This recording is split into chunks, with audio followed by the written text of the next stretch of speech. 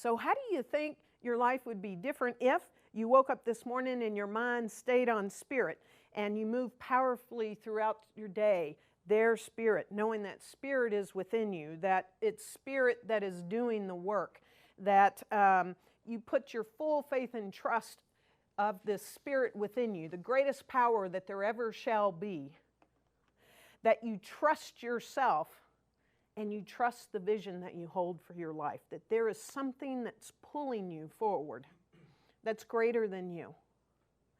That spirit within is omnipresent, everywhere present. I have a quote that I want to build off of from Ernest Holmes that I really especially like. And it says, "We are in the water of infinite life, as the fish is in the ocean. The spirit of life is all around us. It flows through us. It permeates everything." Okay, so we are in this water of infinite life just like the fish is in the ocean. Some of you may or may not know David Foster Wallace, literary American author, and he gave a "This is Water" commencement speech. You can check it out. It's a great speech. And he told this story at the beginning of this commencement speech. He said, there are these two young fish, and they're swimming along, and they happen to meet an older fish. And the older fish nods at them and says, "Morning, boys. How's the water?" And these two young fish swim on for a bit, and then eventually one of them looks at the other and asks, "What the hell is water?" So what made this older fish wiser? Maybe it was his experience in life. Maybe this older fish only knows about water because he's actually been outside the fishbowl, let's say. Maybe one day he was swimming around and maybe he gets bored, or maybe he gets a little startled, or something within him, you know, is pulling him towards something bigger.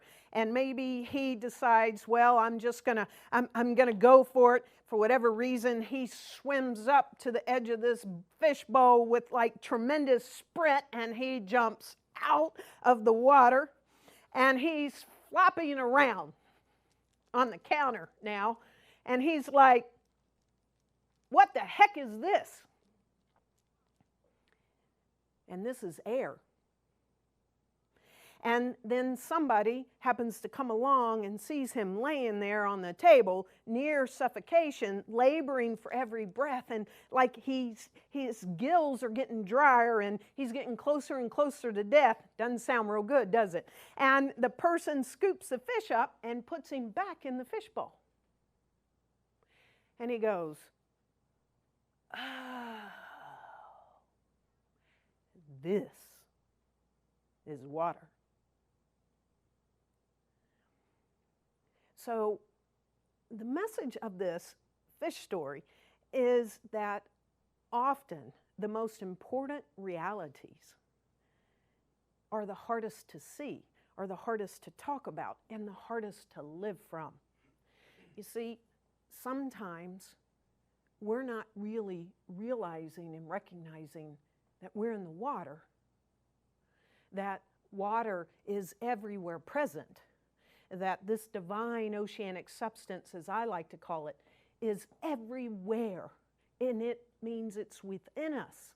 This greatest power is everywhere present. It is within us. See, we're actually focused on the air. We think that which is outside of us is what is powerful. We're breathing all of that, when actually it's the divine oceanic substance.